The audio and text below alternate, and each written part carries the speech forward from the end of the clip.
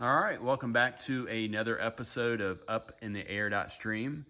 And I figured I'd start this video from a different perspective up here in the barn and literally up in the Airstream, I guess. That's a bad joke. So sorry, no more bad jokes for the rest of the video.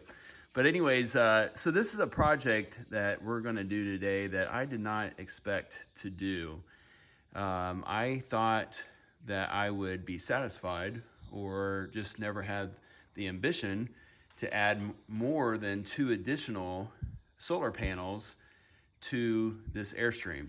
Though the reason why I'm motivated to is we are doing a major power upgrade to include the multi-plus and 600 milliamps of batteries.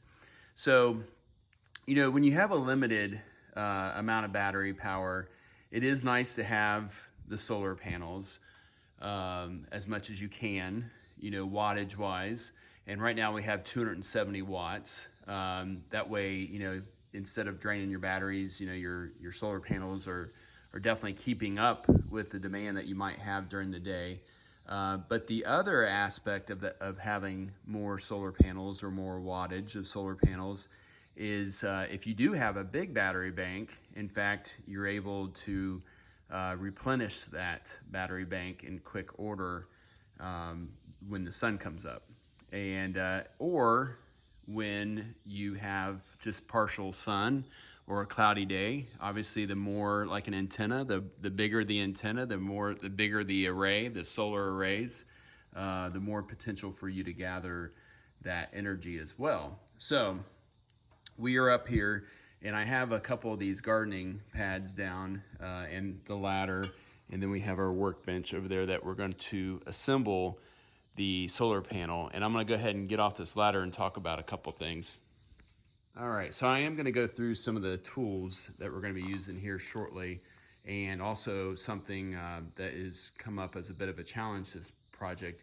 But I want to preface this project by saying that first off, I'm not a professional electrician or RV tech, and so you should take everything I say with a grain of salt. Also, this is not an install video. It's basically showing you some details of how I went about doing this project, so please make sure to educate yourself fully on all the steps and aspects that you're going to need to do this project, as ultimately it's your responsibility for its success. So that's kind of a disclaimer there, half attempt at a disclaimer for you to do your due diligence and educate yourself and watch other videos as well. So with all that being said, another aspect of this that I must tell you about is there's a couple of details. First off, I am not using or upgrading that. I am using the original wiring, which is 8-gauge wire for the power pod, Zamp, power pod or whatever. I never have figured out exactly what the terminology is of the unit on top of the Airstream that it comes for it to be solar ready. And that is where your SAE plugs plug into. So the wires that come down from that, and you can check this in case you forget and you want to verify, in your factory owner's manual is you'll have a wiring schematic in there, and you can check your wires on your solar controller and also in the wiring schematic to verify that it is 8-gauge. And that is for a 23 foot. I don't know, there has multiple wiring schematics in there for the longer trailers, and maybe it's heavier, maybe it's 6-gauge, I don't know, because those do come with more than just one panel from the factory. So maybe they upgrade it, knowing that you have more real estate up there. I don't know. I didn't look at those other schematics, so I'm not sure. So that's why you need to verify yourself. And you can physically check it by just, popping off your access cover to your solar controller and actually checking the wire that's coming into it, which I have done that as well. So it's 8-gauge, and this is the the iffy part of this. And normally I'm one to overbuild everything and not have such a close margin of error. But 8-gauge is rated for about 40 amps 50 amps, I think is what, it says at multiple voltages. Now, obviously you always have voltage drop, and it's not that long of a run from the roof down to the solar controller. So the length of the wire is not really so much an issue. But once again, maybe for yours located at a different location, it might be. So we're going to have basically 30 amps of potential power coming down from the roof with 360 watts, 4 90-watt panels, the original, and then 3 Obisidan Zamp panels as well, is what we're utilizing here. And you can go back to our previous video where I did show you the install. I won't be as detailed, so that's another reason why you want to go back to our original Zamp solar panel install video, is to basically get all those details. This video is mostly going to be just about what I'm talking about, the considerations with the idea of adding a fourth to the original wiring. There's also in the 12-volt panel that's underneath the bunk, of the twin bunk, it's the gray case that says warning or caution 12-volt power panel or 12-volt panel. Inside that, there is a fuse that is only 35 amps. So that will be something that we'll have to consider as well, is whether or not they rated that based on just one, with the potential of adding 2 additional solar panels. Because they do say on their website, Airstream does, that they say, you can add 2 additional. They do not say you can add 3. Now, whether or not they say you can add 2 is just simply because of the fact that there's only 2 outlets for SAE plugs. We're using a splitter, and I'll show you that here in a minute on how we're doing that. I know that 13 Adventures had done a video like this as well about adding the 4th, and that's actually kind of what encouraged me to do it, though he had really concentrated on the fact that he was having to retrofit some plugs that weren't exactly compatible. Ours is going to be compatible. We're using all Zamp products. We're not using Merlin products, so the polarity is correct. Everything is correct. I ordered the splitter from Zamp just to make sure the polarity was, as it should be, though that would be the same in most cases. But I recommend just getting your splitter right off of Zamp's website as well when you order the panel. So not really much difference in price there. So that's the thing. We're up against the wiring isn't as big as maybe I'd like it to be, and also we have a fuse that's rated at 35 amps, and we're going to be pushing 30 amps. So let me stop the video right now, and then I'll continue that thought. Okay, so on that thought process, and as far as the wiring and rating, and also our fuse rating, which we can always upgrade the fuse, right?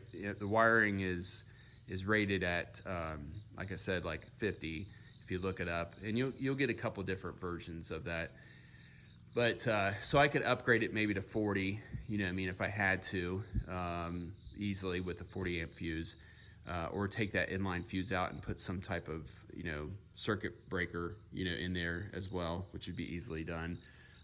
But I'm kind of not wanting to do that now, because you'll see in the future we're going to be putting a links system in. So that will not actually even be running into that 12-volt distribution panel anymore. It'll be going directly to the links. So I'm trying not to do any extra rework if I don't have to, because in a couple months we'll have this other project done with the major electrical upgrade. So to finish that thought, even though we're going to have 360 watts of solar panels up there, potentially, if we're in the Arizona desert, yes, we could maybe possibly get all 360 watts, but also the fact is that with heat, the efficiency of the solar panels is decreased as well. Now, another terminology or specification that you're going to want to familiarize yourself with to make sure whatever panels that you're using, if you're not using Zamp's 100-watt panels or 90-watt panels, I'm sorry, is the fact that those panels have a voltage rating and I'm forgetting it totally right now. So I'm going to go ahead, I'll pop that up, what I'm talking about. And your solar controller is something that you're going to need to look at as well. Now ours is like a 150 30 or 35, that is Victron. It's a 150/35, and so that's, you know, that's the 35 amps worth of power, yeah, and then 150 volts. But it's at 150 volts. It's not just straight volts. It's the terminology that I'm referring to. And all 4 of our panels added up only equal to be 100. So if I totally confused you on that, then basically your route of discovery, or the thing that you need to do your education on, is basically finding out how to rate Victron Energy MPPT controllers. So, and I have thought about upgrading ours, but it works, and especially now that we have the servo, we don't really require a Bluetooth one, even though the benefit of having a Bluetooth solar controller, I know there's a lot of information, try to keep up, I'm sorry. The benefit of having a Bluetooth controller is that it will smart network with the other items, such as your DC to DC controller if you're using one of the new Orion XS's, which I do plan on upgrading to, the 50 amp version. And it will talk to also your shunt and the servo as well. So there is an aspect of how these Victron Energy components actually will basically communicate to each other as far as who's doing what, and you know, that way they're not all like trying to work as individuals. They actually will kind of automatically control themselves or derate themselves based on who has priority as far as solar or whatnot. And that is my understanding of how it works. Okay, so let me, with all that being said, that was a lot. And you know, if anything changes, I'll make sure to update the video, but that is my understanding. And I feel like I've geeked out about this stuff as much as I possibly can. So if I'm not getting it by now, then yeah, I'm probably not gonna get it. So, but I do wanna share with you, and even just throw some ideas out there that you need to, ideals out there that you need to just basically, you know, look into further possibly. So let's look at the tools. All right, just like the other video, I'm gonna share a couple of things here with you. So in case you do not navigate to the other video that we did previously, some basic things that you're gonna wanna have on hand is we're gonna use some Power Clean, some Castrol, or just, I guess maybe they're not owned by Castrol anymore, I'm not sure. But Super Clean is what actually I meant to say, the purple stuff. So we're gonna use some Super Clean as a degreaser to really clean the roof. And you can't go too aggressive on that stuff, because it actually, if you notice when you rub, it's either I think it's oxidation that you actually are taking off. But when you use your virgin, meaning never used, cloths here, you're gonna want to use some that's never been used before. You'll see some white residue come off on it, and that possibly could be oxidation, but it possibly could be you taking a little bit of the paint off of the aluminum up there. So just don't go too crazy when you rub it. You know, it's gonna take the dirt off without you getting too aggressive with it. Obviously, we're going to have some isopropyl alcohol. If you can get higher concentration than 70, which you can, that's recommended. That's just what I have on hand, so that's what we're going to use. You're going to use some white Sikaflex 221 in the tube, and then I upgraded my caulk gun to a more powerful caulk gun where less effort is required than the cheap one. I'll put this up on the screen because I think it was kind of the best choice as far as ratio wise and precision. We'll see how I have not used it, so we'll see how that works out. And maybe I'll put a note if it didn't work out that well, you know what I mean, so you don't buy something that's going to be a piece of junk for you. And then this right here is absolutely necessary, so do not balk at the price of this. It's a little bit of money, but it is going to work for us to put down our feet with the VHB tape, and then also even our cable routes. This adhesion promoter will make these go from not really sticking that well to being on there like solid. So I mentioned that in my previous video about how good this adhesion promoter. And then we have some genuine 3M VHB tape that we bought. Hopefully it's not counterfeit, but I think it is genuine. It looks to be genuine because we want this to be the right stuff. And it says it's made in China. I guess it's probably all made in China. But anyways, so we have that as well. Now previously, we had done in the video, we had showed you how we were using the OEM Solar feet kit, mounting kit, because when you do order the Zamp panels, even though it says Airstream, it's really like a kit that you're gonna use to screw into the roof of the Airstream, and we're not gonna be doing that. We're gonna be doing like we did like over a year ago, which is just basically using the VHB tape, the adhesion promoter, and then the Sikaflex over top of it to keep the VHB tape from being compromised, and also just as an additional way of adherence. We've had no issues whatsoever. This is a very common technique. This is not unique. There's a lot of people that just use VHB tape and they've had a lot of success. I've not seen anybody make posts, and please correct me if I'm wrong, but I've never seen anybody make posts of like, yeah, we had this as a failure. Now, obviously it's all about the prep. It's about your technique. I'm sure somebody has done it maybe half butt out there, to say it nicely, and has just not wanted to say it because they knew that they had done a terrible job, and so maybe they didn't post it knowing that it was their fault or their technique that was the fault. But to go back with that, OEM Solar, I think they're out of business. I'm pretty sure they're out of business. Their website's down. There's supposedly some statement out there by the owner that says like he's done, he's retired, he's not doing it anymore. So those kits that we had previously showed you in the video, yeah, good luck finding those. I'm not sure if there's somebody else that's making them or somebody took over that. I'd like to reach out and find out if I could, start selling them, because I think they sold actually really good. So we are going to try something new, and if it goes well, you're going to be seeing this video talking about them, and I'm going to pop these up on the screen.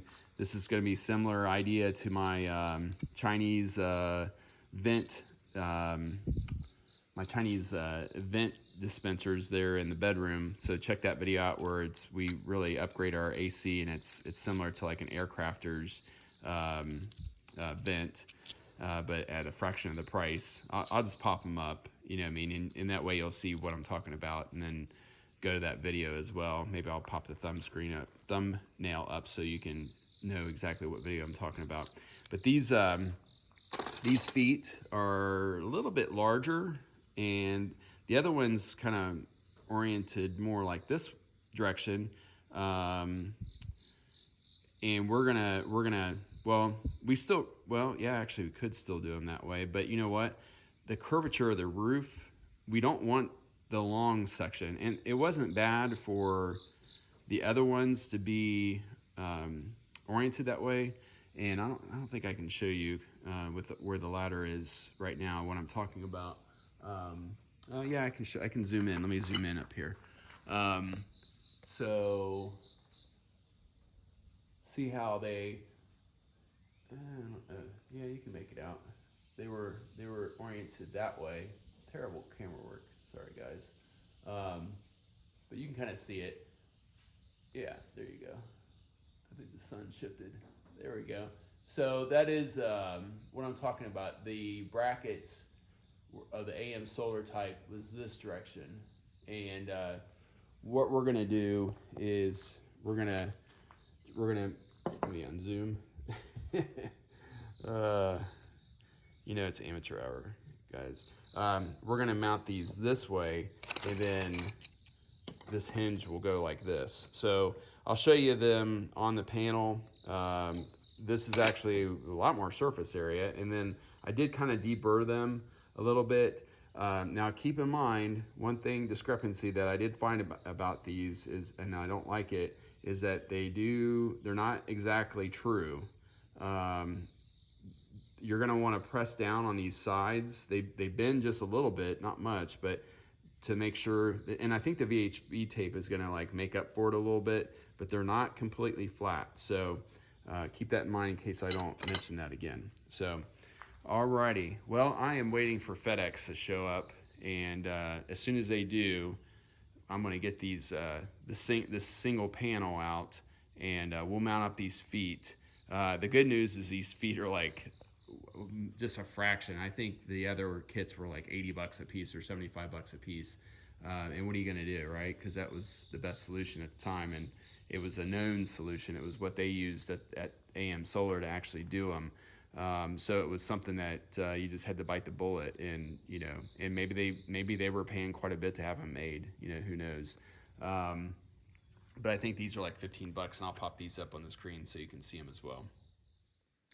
All right, so FedEx has delivered this box. I started to open it, so that's why it's like that. But these are this is what you should expect when you receive the boxes. That's the rough box, and then there's another interior box as well. But I just wanted to give you this little segment. And then just to give you the part number before I forget it and get too in depth and forget to bring you guys along for the journey here on installing this. I wanted to show you this part number. And so this is an SAE plug-in, like a male to plug into the port up there, and then two females to basically split that. So I'm gonna get this out of the box, and I'll show you how these brackets are gonna work out. So fingers crossed. All right, so I can see that Dometic has done a sufficient job of cost savings that they can, as they cheapen up everything pretty much that they touch. That is the truth. Dometic is a terrible company. But you might be asking yourself, well, why did you buy these Zamp Solar's panels? Well, so I think back in the day when I bought the original ones, I don't think they had been bought out by Dometic. But I think it's a good company still, and I don't care what box it comes in, really. You know, this does.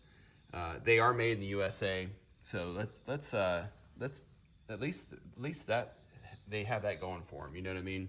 And because so many of these panels are made in China, and I don't know. This really might be the only panel that is not made in China. So let's recognize that.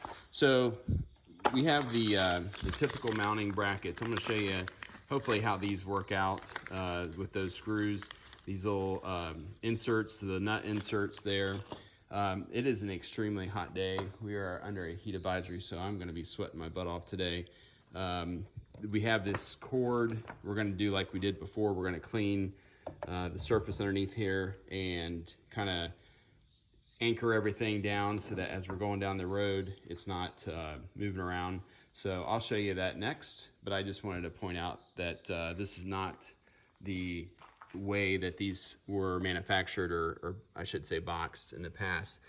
Now we did have like some discrepancies in the past where we seen like the manufacturer date was like a year old when we had received them, but I'm actually not even seeing at all a manufacturing date on these. So maybe it was the box, might have been what it was that we had seen. The manufacturing date, I think it was on the box before, so I don't see that now. So all right, that's fine, no big deal. Just wanted to check and see if that detail was there as well. All right, so this is coming along pretty nice, and just up here on the ladder, and had the solar panel up here. So the way that I've done this is I've kind of justified it and matched it up similar to other side, but you know, it's obviously a different type of panel, so that doesn't really hold true. I did try to kind of move it back to where I didn't think it'd get as much wind. Back here, there is a small lip there. These are just my garden pads. Obviously, you never want to go out there on that part of the roof. You should always stay on a rib, and just as a reminder, that is not where you want to go. I just have them sitting up there. So I should have showed you maybe a little bit better, but I used some fender washers underneath. But other than that, the original hardware that comes with this Airstream add-on kit or expansion kit, yeah, I think that's what they call it, is the Airstream expansion kit, which is the same as the other previous ones. I'll pop the kit up. I think I probably will in the beginning so that you see which panels that you should order. But these feet have worked out really nicely. Obviously you want to get everything square and lined up and matching all the way around. Remember that these top parts of the bracket are slotted, and so it's going to be a judgment call on your part, but you can kind of see where I put them, you know what I mean. I ended up putting like the fender washer, like referencing the fender washer. I should have taken some video before I got this up there, and I still can, because this is going to have to come back down for us to put our VHB tape on there. But what I've done is I've put it up here, and I've also, just to make sure everything looks good, that it looks like the contours are going to be good, I've also made a mark over there because I'm going to secure this wiring underneath, and I'll show you that. But I want to show you what I'm talking about when I have it up here. I've made a permanent marker mark on the aluminum frame, so that when the wire comes off there, it's going to basically come across and land on that other wire over there, and then I'm going to zip tie it around, because I already have 2 anchor points there and they're solid. I don't have to worry about putting any anchors. I can just double up right on those anchor points that are already there and just zip tie it on top of those other cables.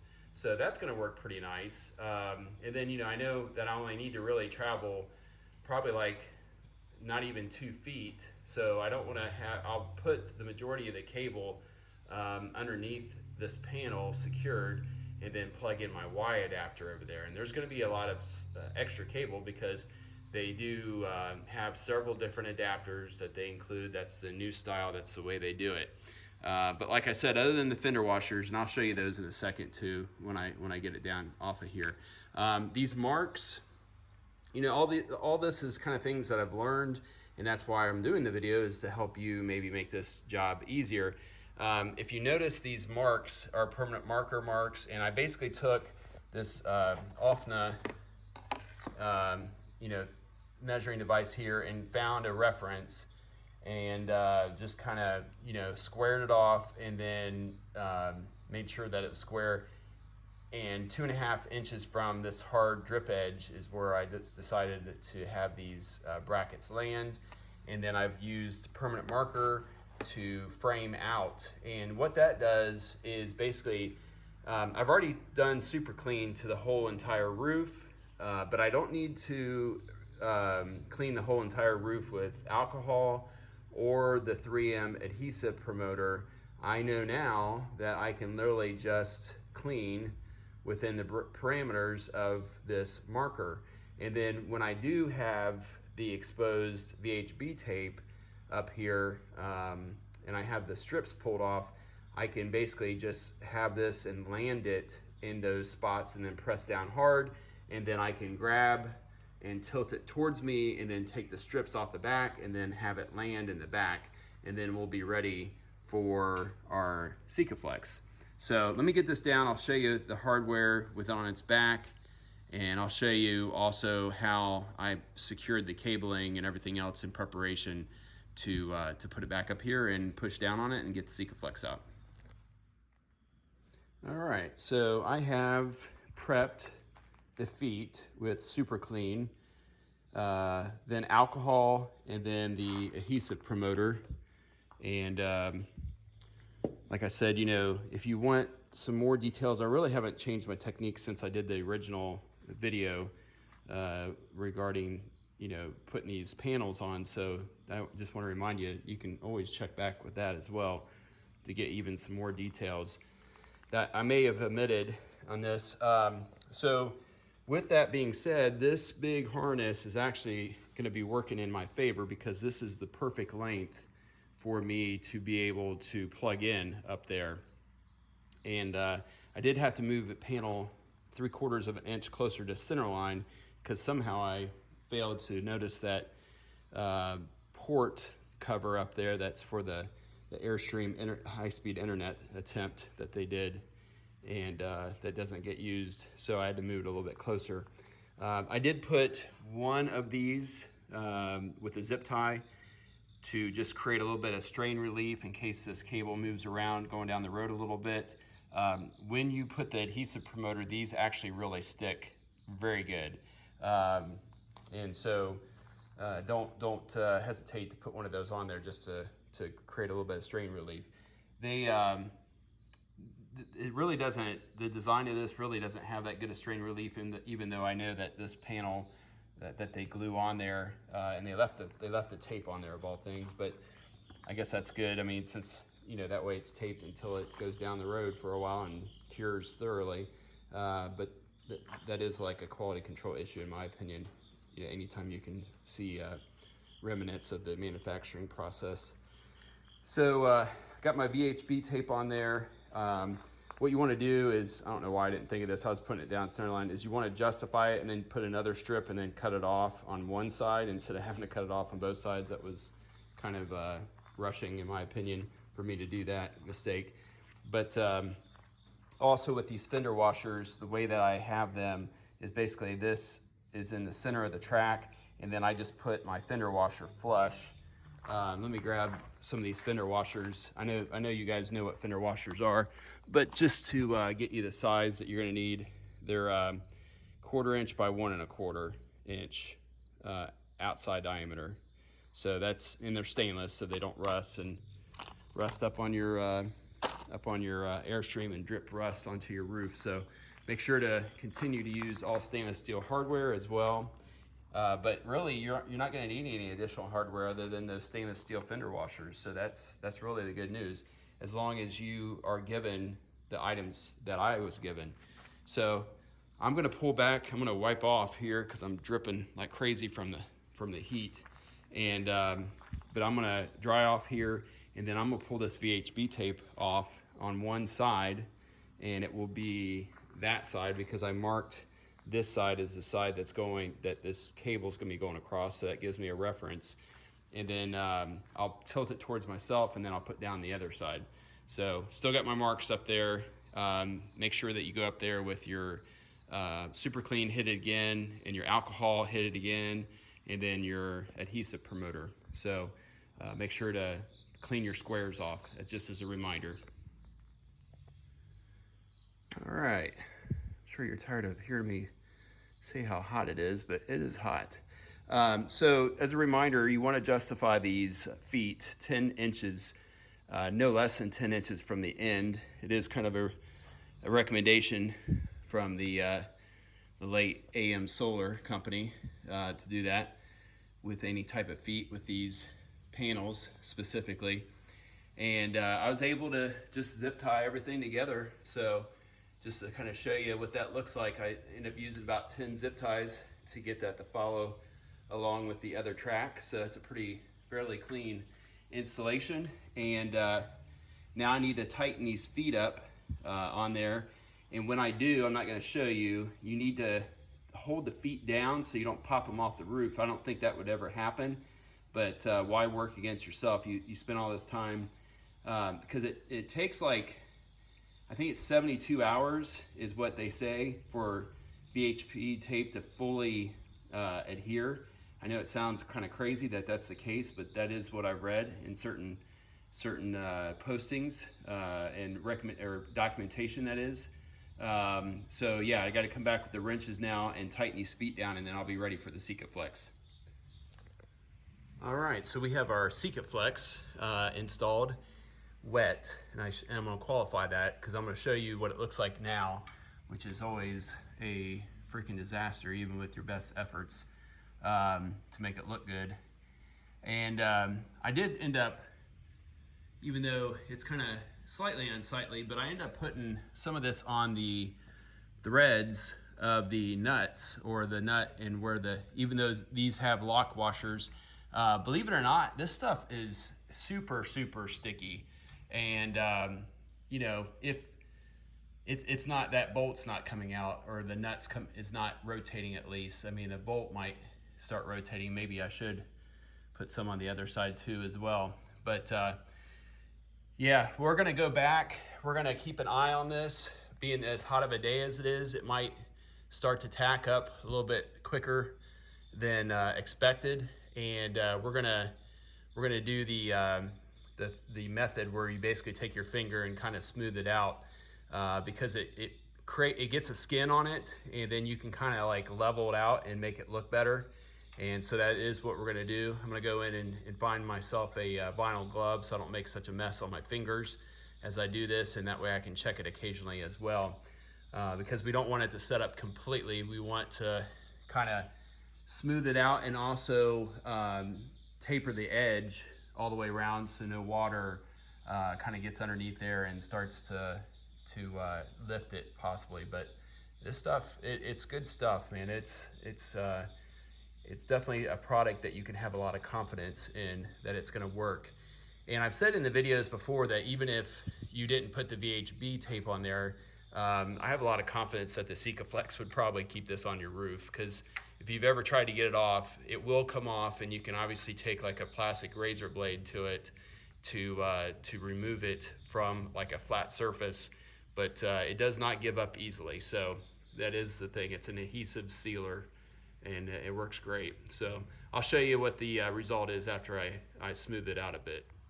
All right, as promised, I thought I'd show you how the Sikaflex looks once it does sit up for a little bit, and then you're able to like just take your flat finger with a glove on, or bare fingered if you don't care, and just kind of, take the ridges out.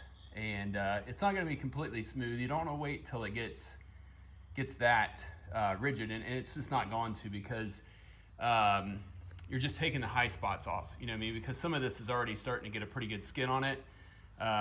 You're just not going to do that. But if you have like a bunch of valleys and ridges and little places where you pulled the nozzle from the caulk gun away, and it kind of had a little string that came with it, don't sweat any of that. Just keep applying it evenly around and where you need to cover. And really a lot of this too is to seal it so that your VHB tape does not get compromised by the elements as well. It is not as durable to the elements as the Sikaflex is. So it is an insurance project or aspect as well. It's a backup plan as well to keep these up there. But I'm super happy with how these brackets have turned out. Kind of show you, the difference there. I had to justify it a little bit towards the center line to miss that port underneath there, and you can see it. So that's one thing. I could have went forward, but I think it's better just to have it justified to the center inboard a little bit than to and it doesn't exactly match, but it's pretty close to the other one as far as the looks of it. And it does sit a little bit higher. That is one thing that they brag about, those brackets down there, is that they sit pretty low. They're not available anymore, like I'd already mentioned. These are all day long on Amazon, straight from China. And these are more durable, I can tell you that. Those brackets down there, like if I'm up there like working, like when I was doing our Max Fan project and install, which I made a video of that if you want to check it out. I know I'm always plugging my videos, but I like to share the videos, and in case you hadn't seen that one. But as I did, I had to like bend the brackets back up because I accidentally kind of like put a little bit of weight on that rear solar panel there, and those brackets bend super easy. And I don't think like if you had a heavy snow or something like that they would bend, but possibly if you had enough weight, probably if you had maybe like a foot of snow, they probably would bend down. So this is not going to happen. So all right, we're going to pull the Airstream out and circle it around and get it out in the sun, and we're going to see what this extra panel is going to do for us. All right, so let's wrap up this sufficiently long video about adding the fourth solar panel. And I'm not saying that there couldn't be a hotter day or a more direct sunlight day than today. Obviously there could. Even though it's hot and humid, there's definitely areas of the country that would give us more direct sunlight, and it'd be over 100 degrees. Obviously the Arizona desert or whatnot. So we're still getting 220 watts, and we have not had the issue that I told you about in length previously about the circuit auto resetting circuit breaker tripping. And my theory is, and it's actually I think a pretty solid theory, is the fact that that circuit breaker, that auto resetting circuit breaker that the battery goes to, it is only we're only drawing 3.2 amps, even though we have literally everything that I can turn on DC wise on currently here in the Airstream, and that's because obviously the solar is offsetting that. So we haven't had that trouble because we don't have a deficit current coming through, and obviously circuit breakers are basically, they're designed to break in an overcurrent situation. So it's doing its job, it's behaving as it should, which is, you know, but if we weren't in the sun, obviously that would be a different case. So I guess I should say that this isn't something that's exact at this point in time. I know I've had it happen before, but that also was when it was in the barn, not plugged in, and everything turned on. And I guess that's just maybe that's just not a very realistic situation, but it is potentially. But the situation or the scenario that I was pointing out earlier, where the sun would come out and then your pet would be in danger, probably wouldn't happen unless you were in the shade. So especially with the solar. So I guess really the solar also is padding the safety of your Airstream as well, because it's going to be putting that extra power in if you don't end up changing the system that I've been so critical of. So, all right, well, let's wrap it up, and I appreciate everybody watching and sticking around and listening to me ramble on, and I hope that you did learn something from my ramblings. And obviously I think the big success is that I was pretty bummed out about the AM solar brackets not being available anymore, because I wanted to add that last panel, but I mean, so far so good. If I have any problems with these brackets, I'll take this video down so you don't end up buying them.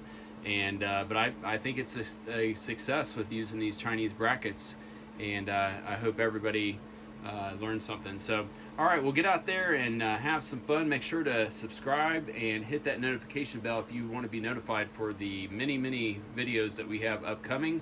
And get out there and have some fun and be safe.